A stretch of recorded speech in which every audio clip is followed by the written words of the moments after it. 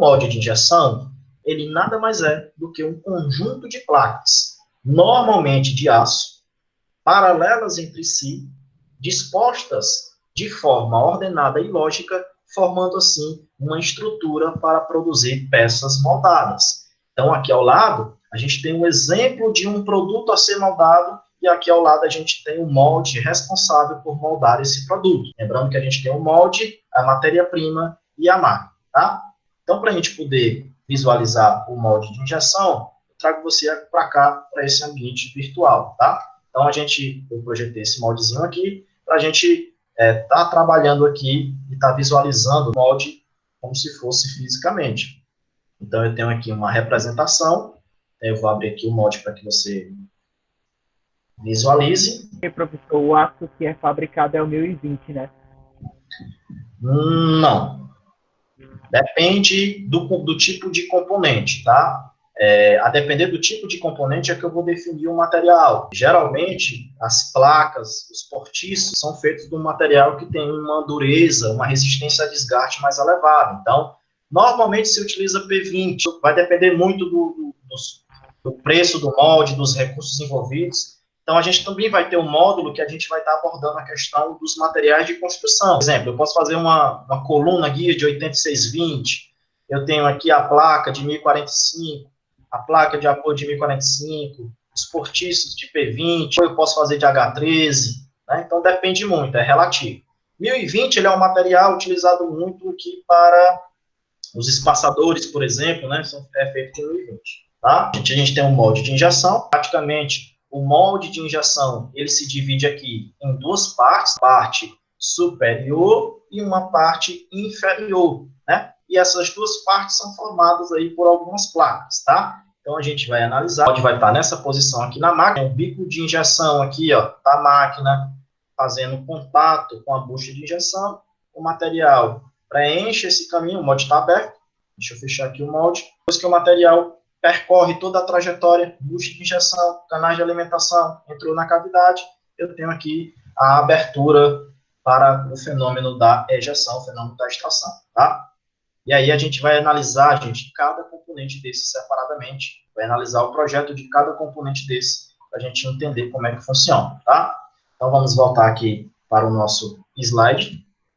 E aí, aqui a gente tem a vista representação, né? Como é representado o molde de injeção, tá? Então, primeiramente, eu quero falar para vocês essas duas placas aqui, e aí eu falo já da placa superior e da placa inferior, e aí a gente mata de uma vez esse assunto, tá? A placa base superior e a placa base inferior, gente, ela é um pouco maior do que as outras placas. Elas são consideradas também, são chamadas de placas de fixação. São elas que vão fixar as placas do molde e são elas responsáveis por fixar as partes do molde. A gente olhar aqui as duas metades, essa parte aqui, ó, da placa verde vai estar fixa na unidade de injeção e essa outra parte aqui, ó, essa placa maior, essa placa roxa aqui, vai ser utilizada para fixar esse conjunto inferior aqui na parte móvel da máquina, que é a unidade aí de extração, certo? Indo de cima para baixo, a gente vai ter aqui o que a gente chama de placa porta-matriz, tá? É na placa porta-matriz, gente, que eu tenho aqui a usinagem do negativo da peça. Eu tenho as duas placas responsáveis por moldar o produto. A placa porta-matriz, né, ou placa porta-fêmea, algumas literaturas também podem chamar de placa porta-fêmea, e a placa porta-macho, é onde eu vou ter os machos, né, que é o componente responsável por moldar a parte interna do produto. A parte externa vai ficar onde?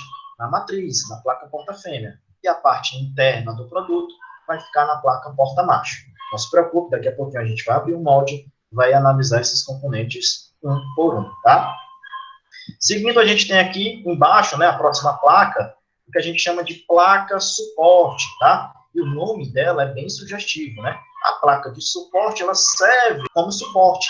Essa placa, ela é de fundamental importância, gente, para o conjunto do molde. Porque aqui eu vou ter uma pressão de injeção, essa pressão de injeção, ela tem que ser suportada, ela tem que ser segurada pela placa suporte. Então, se você não dimensiona corretamente uma placa suporte, mesmo que você coloque aqui os pilares, comum a galera não dimensiona corretamente a placa suporte, aí essa placa ela começa a se deformar, aí o cara quer colocar pilar aqui, ó. Mesmo você colocando pilar, uma hora ou outra a placa ela vai ter aqui uma flambagem, né? E isso vai ocasionar aqui um defeito muito comum, que é o processo de rebarba, tá? Seguindo, a gente vai ter a placa extratora. A placa extratora, gente, é a placa responsável por acomodar os pinos extratores. Vai acomodar o pino de retorno da placa extratora. Daqui a pouquinho a gente vai ver ela, como é que funciona, tá? E por detrás dela, né, a gente tem fixada ela, a gente tem a placa impulsora, a placa que vai receber aqui o extrator da máquina, né, seja o extrator, e o extrator vai deslocar esse conjunto à frente, fazendo com que esses pinos avancem, e eu tenha aqui a extração da peça, tá? E para que a gente tenha esse curso de extração, ele é dado por essas outras placas aqui, são os espaçadores, elementos laterais aqui, são responsáveis por permitir a altura de extração, né, que geralmente gira aí de acordo com a altura do produto, tá? Então, para a gente poder olhar cada elemento, a gente está vendo aqui a representação, o molde em operação, e aqui a representação de projeto, como é que ele vai aparecer, o molde vai aparecer no projeto, tá? Na máquina ele fica nessa posição, mas para fins de projeto, a gente sempre vai ver a representação do molde desse jeito. Aqui o conjunto superior, e aqui do vermelho para baixo, conjunto inferior. O conjunto inferior é onde eu tenho o sistema de extração, e no conjunto superior é onde eu tenho aqui a entrada do material, né? O material vem de cima para baixo, tá? Um conceito importante relacionado aqui em função da representação do molde de injeção, gente, é o seguinte: eu tenho duas partes, e a gente viu que esse molde ele tem uma região que ele vai se dividir, tem uma linha aqui, ó, entre a placa azul e a placa vermelha, eu tenho uma linha de divisão. Essa linha de divisão é onde eu tenho a separação entre o conjunto superior e o conjunto inferior, é o que eu chamo de linha de abertura, tá? Linha de abertura do molde. Quando eu tenho placa base superior e placa base inferior, a distância entre essas duas placas tem um conceito que a gente chama de altura de molde, tá? Isso aqui é importante, porque a altura de molde é desenvolvida em função da máquina que eu vou trabalhar. Nem toda máquina, né? A máquina ela tem um curso, né, de abertura. Será que o molde que eu projetei tem uma altura suficiente, menor do que o custo de abertura da máquina? Se não tiver, eu vou ter problemas, né, na hora de fixar esse molde de injeção, tá?